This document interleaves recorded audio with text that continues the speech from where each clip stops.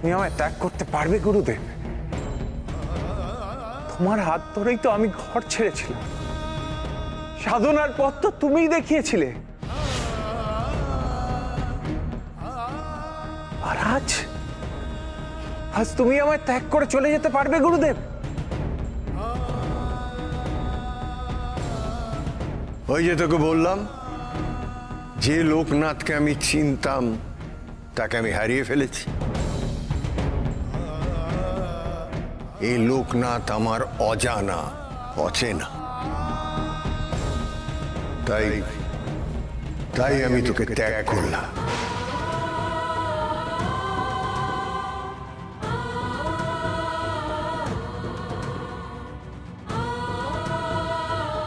চল বেনি। বেনি, তুইও আমাকে ছেড়ে চলে যাবি?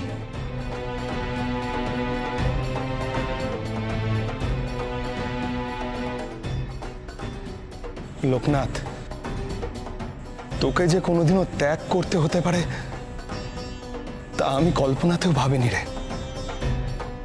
দীর্ঘ 60 বৎসর তুই যখন তপস্যায় মগ্ন ছিলিস, তখন প্রত্যেকটা দিন, প্রত্যেকটা মুহূর্ত আমি অপেক্ষা করেছিলাম। কিন্তু কি করে ভুলি বল? গুরুদেবের পথই আমার আসল পথ।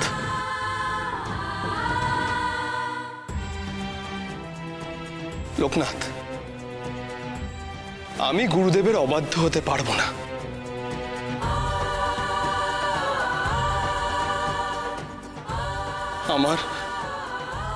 আমার ক্ষমতা সীমিত লোকনাথ, কম। গুরুদেবের পথ থেকে আমি সরে আসতে পারবো না লোকনাথ।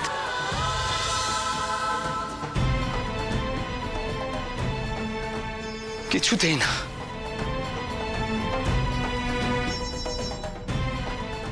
আর একটা কথা লোকনাথ, যেদিন তুই আবার মানুষের সামনে নত হতে পারবি, সেদিন আমি ফিরে আসব। আমাকে তুই তোর পাশে পাবি, তার আগে নয়।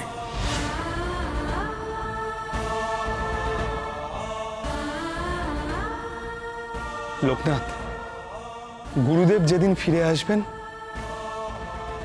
আমিও তোর কাছে ফিরে আসব। কথা দিলাম ভাই। চলুন। বেনি, বেনি, বেনি!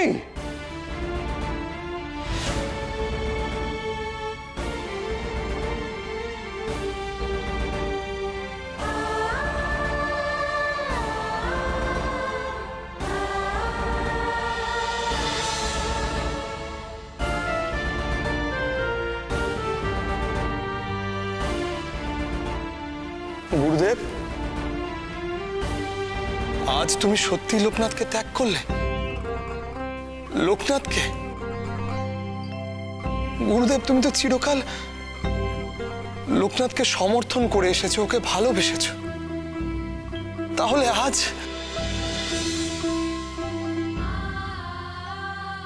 লোকনাথকে ত্যাগ করতে আমার বুকটাও কি কম চূর্ণ হচ্ছে রে বেনি? তাহলে গুরুদেব? লোকনাথের ভেতরে জমে থাকা অহং, ওর ঔদ্ধত্য ওকে বিপদগামী করবে। ও 60 বছরের তপস্যাকে ভুল পথে চালিত করবে। গুরুদেব, তুমি যদি লোকনাথকে সঠিক পথ না দেখাও, তাহলে ওকে কে সঠিক পথ দেখাবে? না নেবেনি, সে আমি নই। তাহলে? যিনি ওকে এর পথে এনেছেন তিনি সঠিক পথ দেখাবেন। কিন্তু গুরুদেব, লোকনাথকে ছেড়ে যেতে যে আমার বড় কষ্ট হচ্ছে। এখন লোকনাথের পাশে গিয়ে দাঁড়ানো মানে ওর অহং, ওর ঔদ্ধত্যকে গুরুত্ব দেয়া। তুই কি তাই চাস? বল।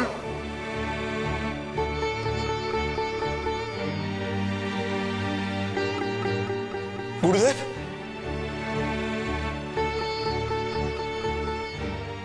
এখন আমরা কোথায় যাব?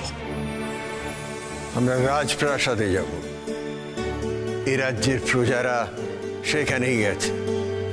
বিপদে মানুষের পাশে থাকার ব্রতী আমরা, ওদের সংবাদ নেওয়া প্রয়োজন। চল।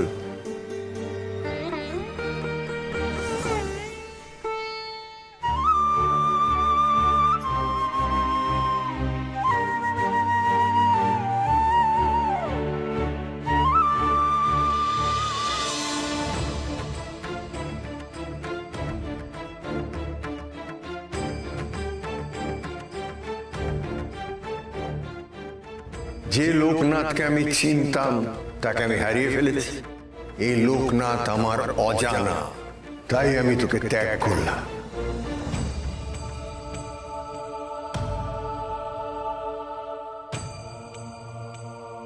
যেদিন তুই আবার মানুষের সামনে নত হতে পারবি, সেদিন আমি ফিরে আসবো।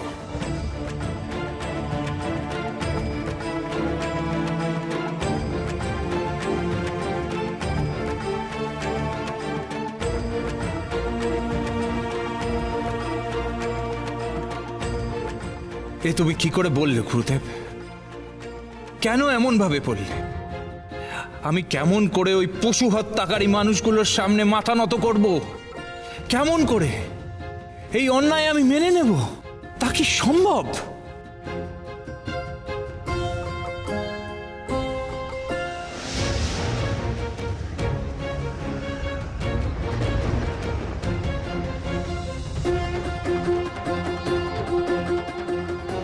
কি পাহাড় থেকে আবার ধস নামছে? এর অর্থ কি? তবে কি গুরুদেবের কথাই সত্য? এ কথা বলা যায় না, তুই এ কথা বলতে পারিস না। কেন হতে পারে না গুরুদেব? আমি এতদিন সাধনা করে যা শক্তি অর্জন করেছি তা প্রকৃতি মা, মার মাথা নত করা যায় না। মস্ত বড় ভুল করছিস তুই, চরম ভুল। না, কখনো না।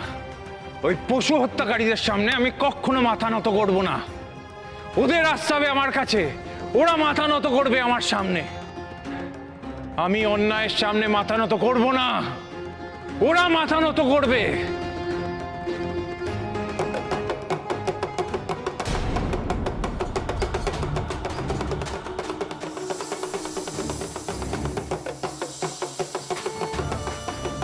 কে কে বাজাচ্ছে এই ডমরু? কে বাজাচ্ছে? হে কি, কেউ তো নেই? তাহলে কি চাস তো সামনে সকলে মাথা নত করে আসবে, সবাই তোকে মান্যতা দেবে, স্বীকার করে নেবে তোর বশ্যতা। কেন, কে তুই? কে বললো এই কথাগুলো? এই মন্দিরে তো পশুরা ছাড়া আর কেউ নেই। তবে কি আমায় এই কথাগুলো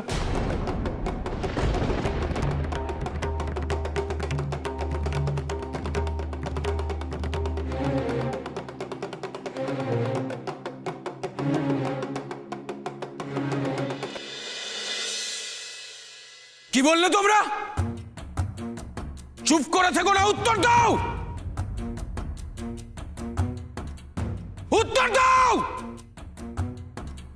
ক্ষমা করবেন মহারাজ, আমরা সন্ন্যাসী থেকে একটাও পশু ছিনিয়ে আনতে পারিনি। অপদার্থ, সব অপদার্থের দল। ওই সন্ন্যাসীর কাছ থেকে একটা মাত্র পশু ছিনিয়ে আনতে পারলে না তোমরা, আবার সেটা মুখ ফুটে বলছো। সর্বনাশ, গণনা অনুসারে ভূমিকম্প আসন্ন। এখনো পশু আনতে না পারলে বলির প্রক্রিয়া সম্পূর্ণ করা অসম্ভব। পশুর রক্ত ছাড়া তোমাদের কেউ রক্ষা করতে পারবে না, কেউ না। এখন আর কান্নাকাটি করে কি হবে? একটা কাজও তো ঠিক করে করতে পারো না। এবার সকলে সপরিবারে মরতে প্রস্তুত হও। দূর হয়ে যাও, দূর হয়ে যাও, এই প্রাসাদ থেকে দূর হয়ে যাও। মহারাজ, মহারাজ আপনি ক্ষমা করুন মহারাজ, আমাদের দয়া করুন, আপনি আমাদের পিতার মতন মহারাজ। শোনো, প্রকৃতির সাথে লড়াই করে আমি তোমাদের রক্ষা করতে পারবো না। বেরিয়ে যাও এখান থেকে।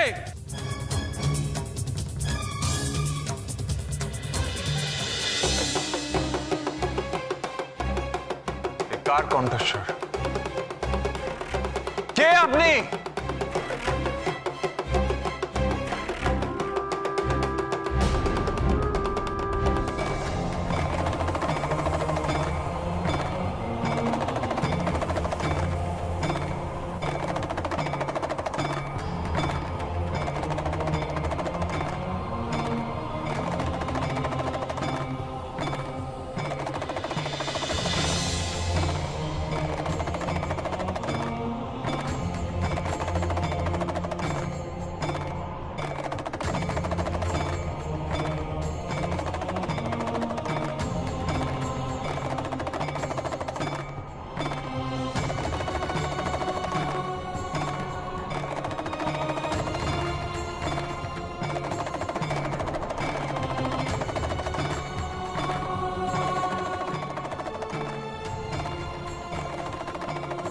আপনি কে? তুই আমার পরিচয় জানতে চাস? তার আগে বল তুই কে, কি তোর পরিচয়? এই জগৎ সংসারে তোর অস্তিত্ব কতটুকু বল, জানিস তুই? না মানে আমি তো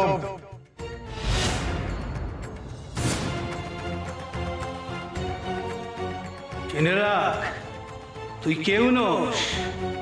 ত্রিশূল তুই নিজে হাতে ধারণ করেছিস। তুই স্বয়ং নিজেকে শিব শম্ভু মনে করছিস, তাই না? বল, উত্তর দে।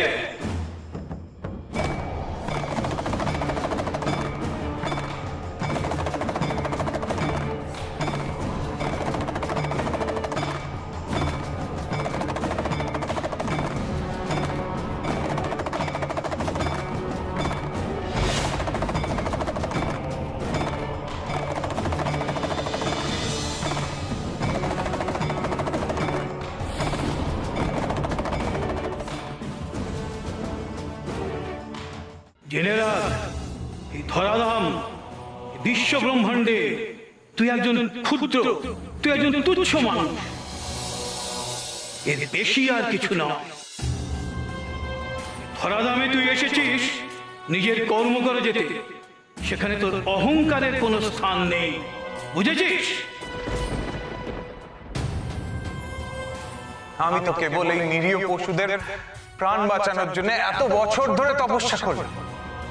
আমি চেয়েছিলাম যে আমি আমি আমি এত আমি তো কিসের তোর? পশুদের রক্ষা করার জন্য তুই 60 বছর তপস্যা করেছিস বলে এত অহংকার তো? মানুষের সামনে মাথা নত করতে তোর বাধে, তাই না? কিন্তু ওই অবলা পশুদের যে হত্যা করতে চায় তাদের সামনে আমি মাথা নত করব?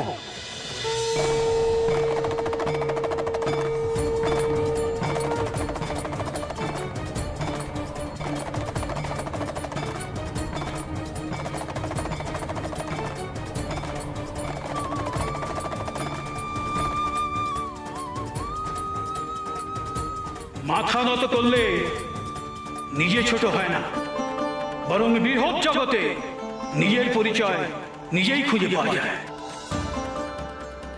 যত মাথা নত করবি অন্যের দৃষ্টিতে তত মাথা উঁচু হবে তোর। সকলের মঙ্গল যারা চায় তারা মাথা নত করতে জানে, আর যার মাথা নত করতে অহংয়ে বাঁধে সে আজ যাই হোক নিজের ছাড়া অন্যের হিত চাইতে পারে না।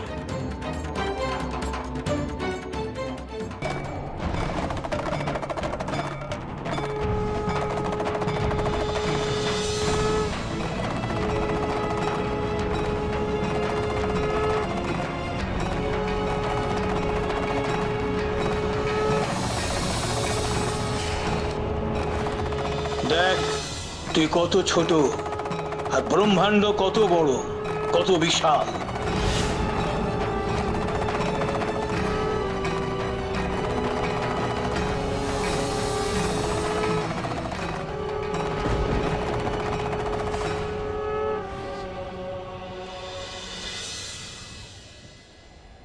সাধনা তোর অস্ত্র, সেই অস্ত্রকে অহংকারের মায়াজালে নষ্ট হতে দিস না।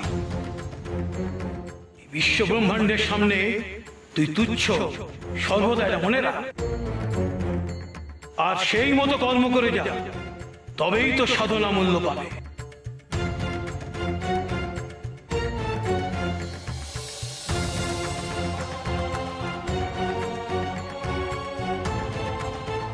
জয় বাবা মহেশ্বরের জয়।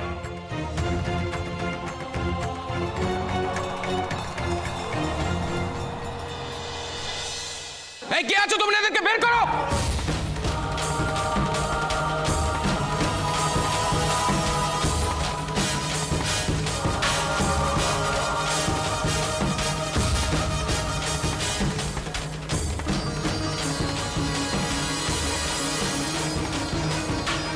দেখি মহারাজ,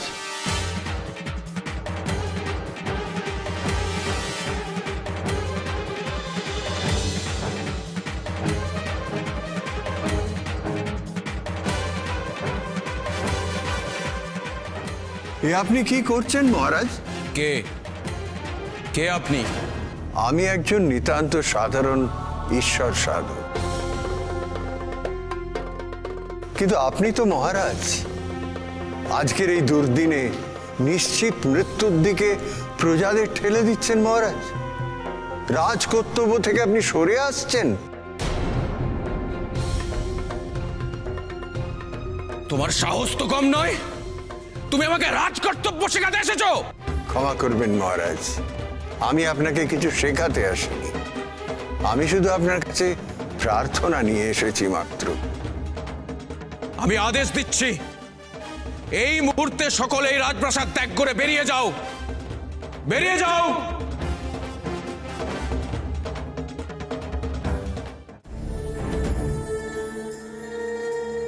কে কে আপনি?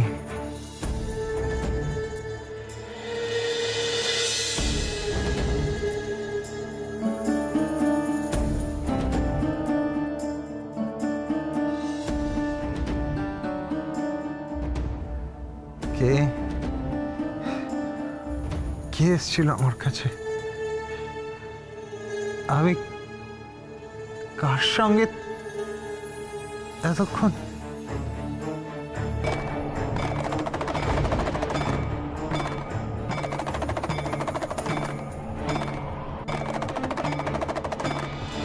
হরাদামে তুই এসেছিস নিজের কর্ম করে যেতে, সেখানে তোর অহংকারের কোনো স্থান নেই, বুঝেছিস? মাথা নত করলে নিজে ছোট হয় না, বরং বৃহৎ জগতে নিজের পরিচয় নিজেই খুঁজে পাওয়া যায়। যত মাথা নত করবি অন্যের দৃষ্টিতে তত মাথা উঁচু হবে তো। সকলের মঙ্গল যারা চায় তারা মাথা নত করতে জানে। কে কে আপনি?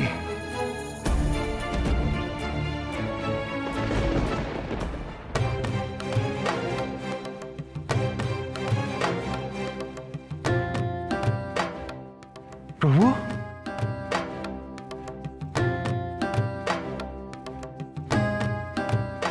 তুমি কি আমার কাছে এসেছিলে ভিন্ন রূপ ধরে?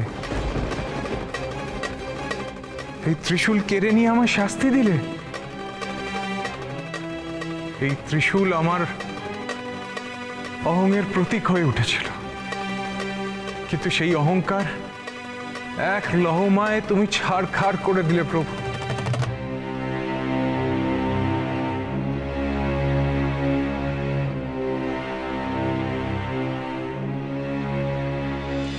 যেদিন তুই আবার মানুষের সামনে নত হতে পারবি,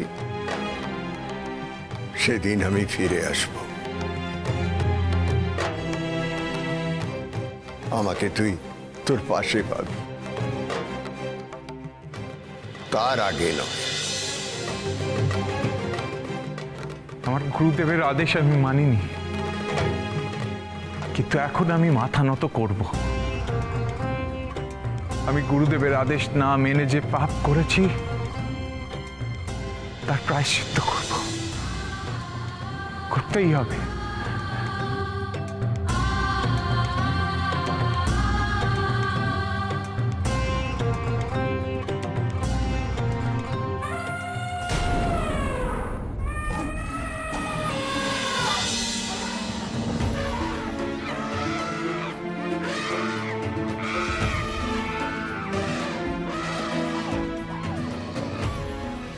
তোমরা কেউ ভয় পেও না, তোমরা স্বয়ং প্রভু পশুপতিনাথের আশ্রয় আছো, তোমাদের কিচ্ছু হবে না। আমি বরং যাই।